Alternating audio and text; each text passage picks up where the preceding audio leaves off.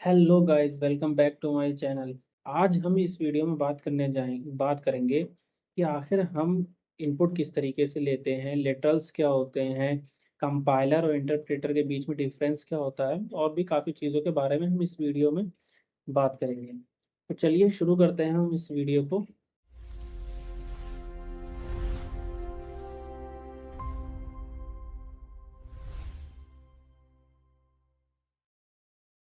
चलिए तो शुरू करते हैं हम आज की वीडियो को। सबसे पहले हम देख लेते हैं हम क्या-क्या टॉपिक के बारे में बात करेंगे। तो सबसे पहले हम इनपुट के बारे में बात करेंगे, फिर टाइप कन्वर्जन, कंपाइलर और इंटरप्रेटर जानेंगे क्या होता है और लेटरल के बारे में हम बात करेंगे। ठीक है? तो सबसे पहले हम जान लेते हैं कि पाइथन में इनपुट क्या होता है। इनपुट फंक्शन पाइथन हमको प्रोवाइड करता है। इनपुट फंक्शन को यूज़ करके हम इनपुट लेते हैं। ठीक, इसको ईज़ी तरीके से समझते हैं। जैसे कि अभी तक हम क्या कर रहे थे, अभी तक हम चीज़ों को प्रिंट कर रहे थे। अभी कंप्यूटर में हमें कमांड देते थे प्रिंट, वो क्या करता था कि वो जो भी टेक्स्ट होता था उसको प्रिंट कर देता था। लेकिन कभी भी आप जाइए, अगर वेबसाइट पे आप कुछ भी जाते हैं देखने के लिए, मान लीजिए आप अमेज़न पे चले गए, तो आप क्या करते हैं, यहाँ पे सर्च बार आता है, आप वहाँ पे सर्च करते हैं, तो वो सर्च जो करते हैं वो उसको आप क्या देते हैं, एक इनपुट देते हैं। उसको क्या देते हैं, एक इनपुट देते हैं, तभी तो क्या कहते हैं वो हमें आउटपुट प्रोवाइड करता है। ये बात आपको क्लियर हो गई कि इनपुट फंक्शन क्या करता है, हमसे इनपुट लेता है। बस इजी सी सिंपल सी बात है। तो इनपुट फंक्शन हम किस तरीके से लिखते हैं, हम लिखते हैं इनपुट और ये ब्रैकेट। बस ये हमारा यही तरीका है इनपुट फंक्शन को लिखने का। ठीक है, हम कैसे लिखेंगे, हम इनपुट लिखेंगे और एक ब्रैकेट लगा देंगे। ठीक है, हम इसको रन करेंगे। देखिए, एक ये बॉक्स बन कर के आ गया और हमने कुछ भी वैल्यू इसमें डाल दी और एंटर कर दिया, ये इनपुट हो गया, ये हमारा प्रिंट होके आ गया। ठीक है, ऐसे भी हम कर सकते हैं, या तो अब हम इस इनपुट को किसी वेरिएबल में स्टोर कर लेते हैं। जैसे मान लीजिए हमने एक इनपुट फंक्शन लिखा और इसको हमने ए में स्टोर कर लिया, तो यहाँ पे मान लीजिए 23 लिखा और एंटर कर दिया, तो ये हमारा ए में चला गया। इनपुट फंक्शन से हमारा ए वेरिएबल में 23 चला गया। अब हम इस ए को प्रिंट करने की कोशिश करेंगे, प्रिंट ए। ठीक है, हम कोई टेक्स्ट भी लिख लेते हैं बीच में।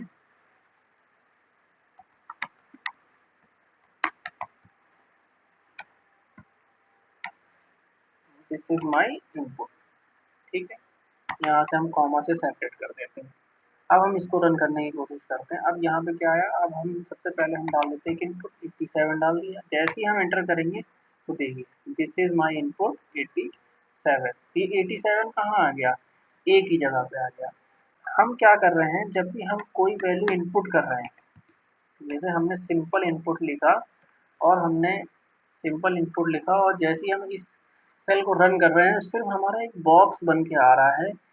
ये कुछ अच्छा नहीं लग रहा है। मतलब जब भी कुछ इनपुट लेना होता है तो इसके आगे कुछ लिखा होना चाहिए, फिर उसके आगे उसमें लिखा होना चाहिए enter the number, enter your name, ऐसा कुछ लिखा होना चाहिए जिससे हमको पता चले कि आखिर हम इनपुट में डालना क्या है।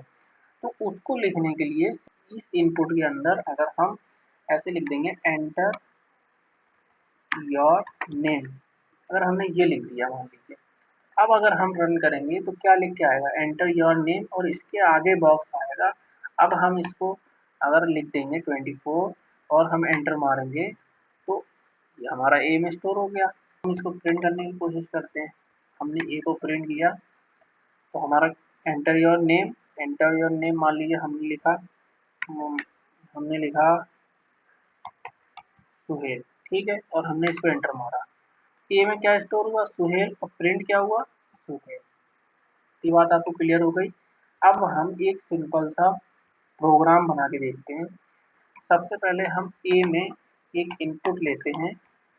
इनपुट क्या लेंगे, एंटर लेंथ, एंटर ब्रेथ। ठीक है, हमें लेंथ और ब्रेथ मिल गई इनपुट में। अब हम क्या करेंगे, एरिया ऑफ रेक्टेंगल हमारा क्या होगा, ए इंटू बी। ए इंटू बी क्या होगा, हमारा एरिया ऑफ रेक्टेंगल। अब हम इसको चला के देख लेते हैं। तो सबसे पहले एंटर लेंथ, मान लीजिए लेंथ है हमारी 4, फिर अगला एंटर ब्रेथ, अब ब्रेथ हमारी क्या है मान लीजिए 5, फिर हमने एंटर मारा तो हमारा एक एरर आ रहा है। एरर क्या आ रहा है, जबकि इसमें हमने क्या किया, इनपुट लिया एक नंबर जो हमारे ए में स्टोर हो गया। हम देखते हैं, इसको लिख के देख लेते हैं। सबसे पहले हमने क्या किया, एक नंबर इनपुट में लिया, एक नंबर ए में हमने इनपुट लिया, ए में एक नंबर मान लीजिए 4 इनपुट लिया, ए में हमारे क्या स्टोर हो गया, 4 स्टोर हो गया। ठीक है, एक हमने इनपुट लिया बी में, तो बी में हमारा क्या स्टोर हो गया, 5 स्टोर हो गया। ठीक है, अब हम 4 और 5 को मल्टीप्लाई करके प्रिंट करना चाहते, वो हमको एरर दे रहा है। एरर क्या दे रहा है, तो हम देखते हैं वो एरर क्या दे रहा है, can not multiply sequence bye non int of type string. मतलब हम नॉन इंटीजर टाइप की वैल्यू को हम मल्टीप्लाई नहीं कर सकते। मतलब ये कह रहा है ये जो 4 है और ये जो 5 है ये इंटीजर टाइप की वैल्यू नहीं है, तो वो किस टाइप की वैल्यू है। तो हमने इससे पहले एक टाइप फंक्शन पढ़ा था, आपको ध्यान हो तो हमने एक टाइप फंक्शन इससे पहले लास्ट वाली वीडियो में पढ़ा था। टाइप फंक्शन क्या करता है कि अगर हम उसमें कोई भी वैल्यू पास करते हैं तो वो हमको बता देता है कि वो वैल्यू किस टाइप की है। तो हम इसमें देखते हैं कि ये जो ए है और ये बी है ये किस टाइप की वैल्यू है। तो हम प्रिंट करेंगे टाइप ए और फिर प्रिंट करेंगे टाइप बी। हम इन दोनों को प्रिंट करने की कोशिश करेंगे और चेक करेंगे कि ये किस टाइप की वैल्यू है। मान लीजिए हमने डाला 45, 4 डाला मान लीजिए, अगला डाला हमने 5। ठीक है, तो ये हमको क्या बता रहा है कि ये जो आपका 4 है ये स्ट्रिंग टाइप की वैल्यू है, जो ये ए है, और ये जो आपका बी है जो इसमें हमने 5 डाला है ये भी स्ट्रिंग टाइप की वैल्यू है। तो हमको क्या समझ में आया, इनपुट जब भी हम कोई चीज़ इनपुट में पास करते हैं, तो वो as it is string format में स्टोर हो जाता है। अगर हम उसमें नंबर पास करते हैं तो वो भी स्ट्रिंग फॉर्मेट में स्टोर होगा।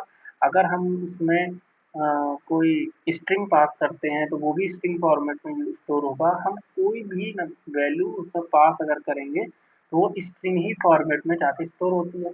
तो इसके लिए तो सबसे पहले अभी हम बात कर लेते हैं टाइप कन्वर्जन के बारे में, देख लेते हैं, फिर हम यहाँ पे आएंगे और देखेंगे कि किस तरीके से हम इसको मल्टीप्लाई करेंगे, किस तरीके से हम स्ट्रिंग फॉर्मेट को चेंज करेंगे अनदर फॉर्मेट में। पहले हम टाइप कन्वर्जन के बारे में देख लेते हैं। टाइप कन्वर्जन क्या है कि जैसे मान लीजिए कोई नंबर है, मान लीजिए ए में हमने स्टोर किया डबल कोट्स के अंदर 24, 23, और बी में स्टोर किया हमने डबल कोट्स के अंदर 24। ठीक है, अब हम चाहते हैं कि प्रिंट, और हमने सी को सी में पास कर दिया ए प्लस डी, होना तो क्या चाहिए कि 23 प्लस 24 हमारा 47 हो जाना चाहिए। लेकिन आप देखिएगा आउटपुट में क्या आएगा, आउटपुट जब हम प्रिंट करेंगे तो ये हमारा क्या है 23 24।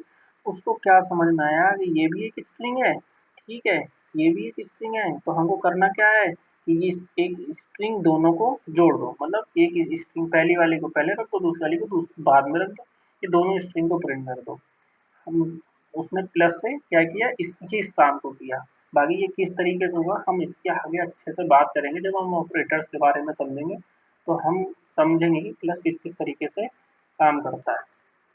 ठीक है, आप बस इतना समझ लीजिए कि ये स्ट्रिंग थी, इसने क्या किया, दोनों स्ट्रिंग को जोड़ दिया। As it is mathematical format में नहीं जोड़ा, ऐसे ही एक के बगल में एक रख दिया। ठीक है, लेकिन अब हमको क्या करना है कि ये जो ए है ये अभी हमारा स्ट्रिंग फॉर्मेट में है। अब हम इसको चेंज करना चाहते हैं इंटीजर फॉर्मेट में, तो हम क्या करेंगे, ए टू एक वैल्यू बनाई हमने, उसमें क्या किया हमने एक फंक्शन लिखा इंट। इंट नाम का फंक्शन क्या करेगा, वो स्ट्रिंग को जो है इंटीजर फॉर्मेट में कन्वर्ट कर देगा। मान लीजिए हमने इसमें पास कर दिया ए, ठीक है, और इसको चला दिया। ये कोड चल गया, लेकिन अभी कुछ प्रिंट नहीं हुआ क्योंकि हमने प्रिंट ही नहीं किया है। अब हमने प्रिंट किया टाइप ए टू का टाइप हम चेक करना चाह रहे हैं। अब हमने जब इसको रन किया तो हमको देखिए क्या मिला, इंटीजर, मतलब ये हमारा 23 जो स्ट्रिंग टाइप का डेटा था, जो जब हमने उसको टाइप कन्वर्जन किया तो वो हमारा क्या हो गया, इंटीजर टाइप का डेटा हो गया।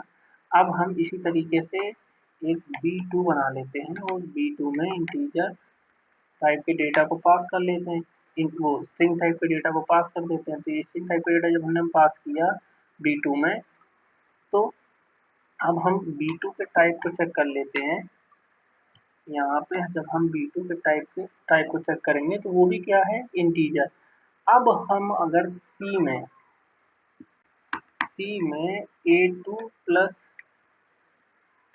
B2 पास कर देंगे और C को प्रिंट करने की कोशिश करेंगे तो हमारा क्या होगा, एडिशन हो जाएगा। क्योंकि अब ये दोनों वैल्यूज क्या हैं, जो पहले स्ट्रिंग थी अब वो इंटीजर बन चुकी हैं, अब वो ऐड हो जाएंगी जो पहले नहीं ऐड हो रही थी। इसी तरीके से हमको पाइथन के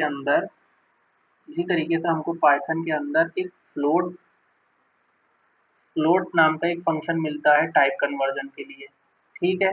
इसी तरीके से इंटीजर नाम का एक फंक्शन है टाइप कन्वर्जन के लिए, इसी तरीके से स्ट्रिंग नाम का एक फंक्शन है टाइप कन्वर्जन के लिए, ठीक है।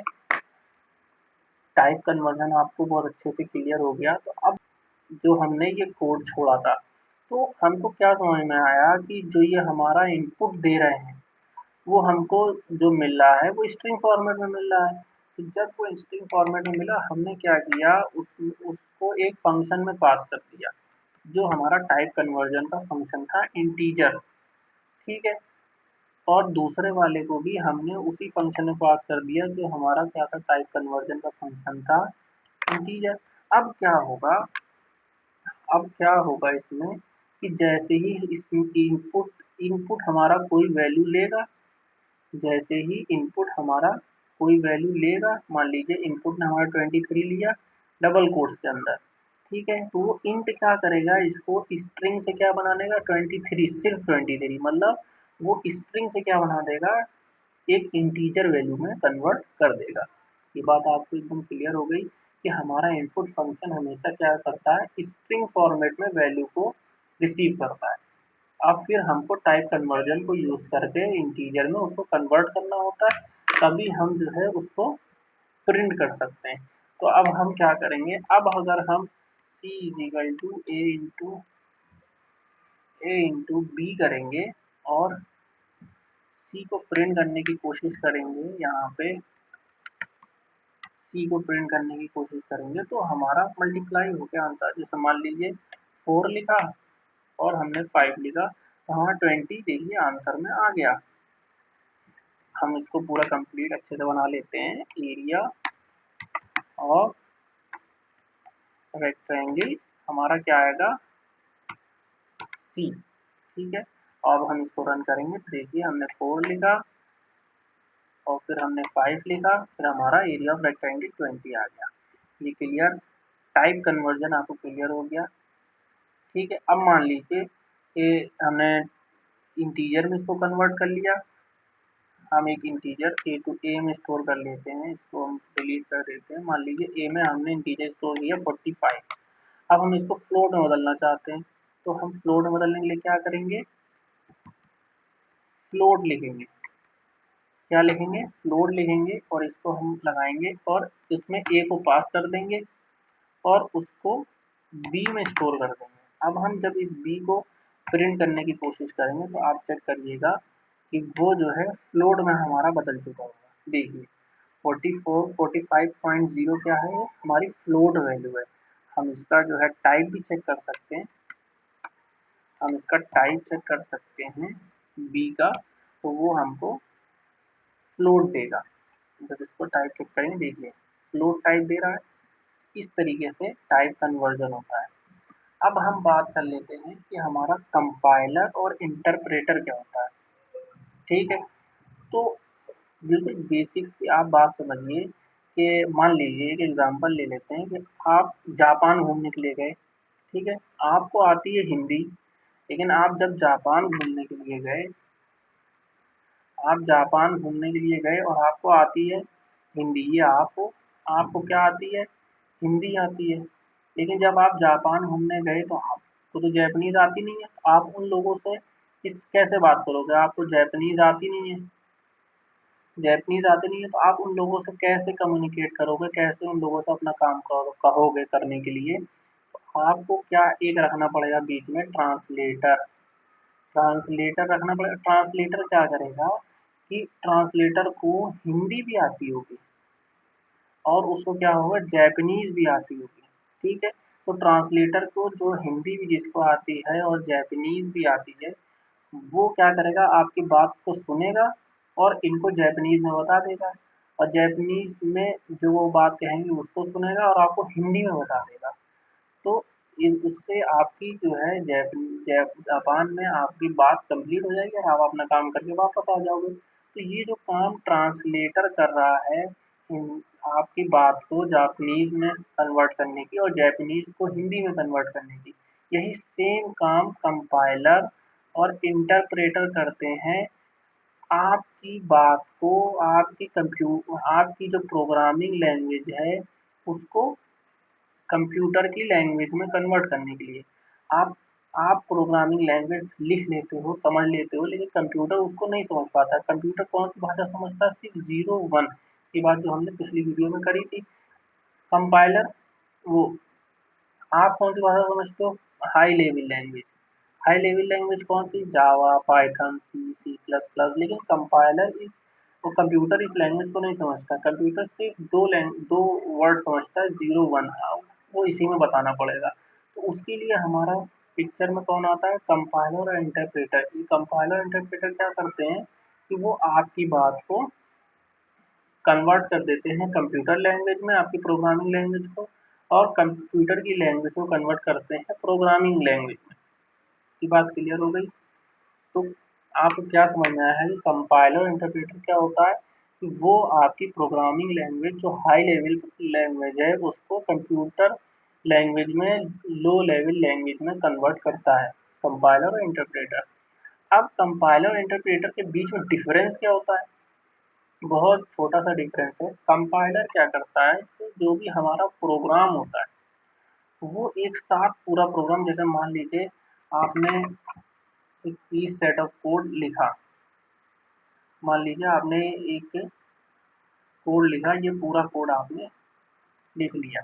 तो कंपाइलर क्या करेगा, जो कंपाइलर होगा वो क्या करेगा, वो यहाँ से पढ़ना शुरू करेगा, वो पूरा कोड यहाँ एंड तक पढ़ेगा। सब पढ़ने के बाद वो लास्ट में आउटपुट देगा आपको। वो क्या करेगा, पूरा कोड जब रीड कर लेगा तो उसमें जो आउटपुट होगा वो आपको प्रोवाइड करेगा, पूरा कोड रीड करने के बाद, ठीक है? और उसमें जो एरर होंगे, जब वो पूरा कोड रीड कर लेगा तो एक साथ सारे एरर आपको दिखा देगा। तो जो सी और सी प्लस प्लस है उसमें हमारा कंपाइलर यूज होता है, लेकिन पाइथन में और जावा में हमारा इंटरप्रेटर यूज होता है। क्या यूज होता है? इंटरप्रेटर यूज होता है। तो जैसे कि मान लीजिए हमने ये एक कोड लिखा, हमने ये पीस ऑफ कोड लिखा, तो इंटरप्रेटर क्या करेगा, वो इस पहली लाइन पे जाएगा और इसको पढ़ेगा। मान लीजिए इसको पढ़ेगा और इसको, अगर इसमें से कोई आउटपुट जाना है तो उसको प्रिंट कर देगा। सेकेंड लाइन में जाएगा, उसको पढ़ेगा, मान लीजिए उसमें इसको कोई एरर दिख गया, तुरंत एरर थ्रो कर देगा और आपको जो है बता देगा कि यहाँ पे एरर है, इसको चेंज करो। कंपाइलर क्या करता, अगर कंपाइलर होता तो वो इसको पढ़ लेता पूरे को, और जहाँ जहाँ एरर होता एक साथ बता देता इतने सारे एरर हैं, आप जाके इसको रिजॉल्व करो। लेकिन इंटरप्रेटर क्या करता है कि वो जिस लाइन, वो एक एक लाइन करके एक एक लाइन एग्जीक्यूट करता है, वो पूरे प्रोग्राम को एक साथ एग्जीक्यूट नहीं करता है। तो पाइथन हमारा क्या यूज करता है? इंटरप्रेटर यूज करता है। एक बार हम चेक कर लेते हैं इसको कि पाइथन हमारा इंटरप्रेटर किस तरीके से लाइन बाय लाइन कोड को एग्जीक्यूट करता है। मान लीजिए आपने एक प्रिंट फंक्शन लिखा, फर्स्ट लाइन लिखी, मान लीजिए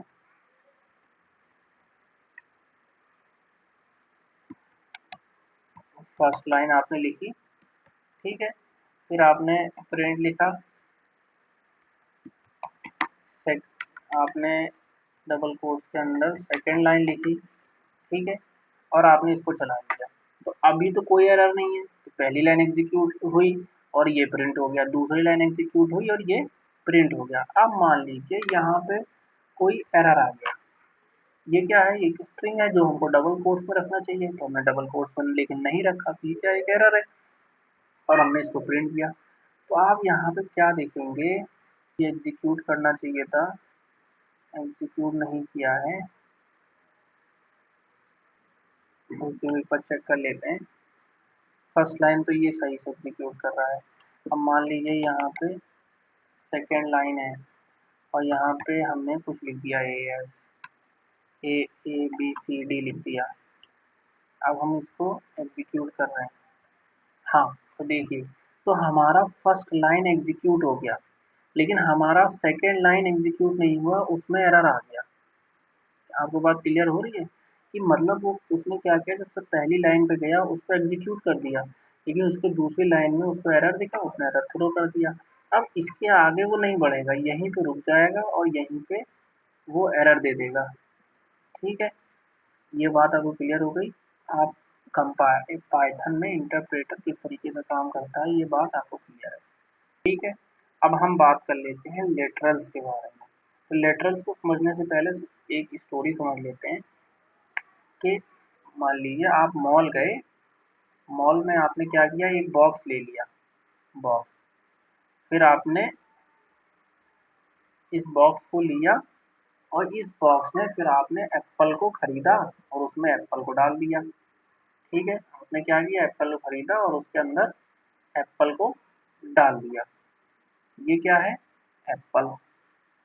तो ये जो बॉक्स है हमारा, ये क्या है, ये वेरिएबल है, और ये जो इसके अंदर हमने एप्पल को डाला है, ये क्या है हमारा, लेटरल है।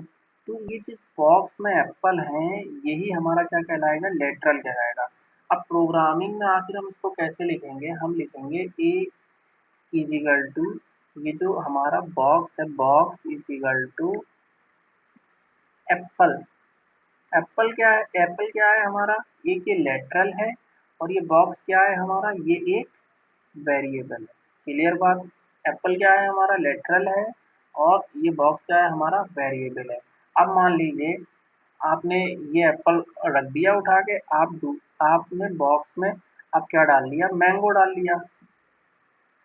ठीक है, आपने क्या डाला, मैंगो डाला, उसी बॉक्स में आपने मैंगो डाल दिया। तो ये बॉक्स में आपने एप्पल की जगह अब मैंगो डाल दिया। ठीक है, तो अब ये मैंगो क्या है, अब इस बॉक्स के लिए ये मैंगो लेटरल है। ठीक है, और ये बॉक्स क्या है, ये एक वेरिएबल है। की बात क्लियर हो गई, आपको क्लियर हो गया कि लेटरल्स क्या होते हैं और वेरिएबल्स क्या होते हैं। हम एक बार कोड में भी इसको लिख कर देख लेते हैं। ठीक है, जैसे मान लीजिए ये बॉक्स है, बॉक्स के अंदर आपने मैंगो डाला,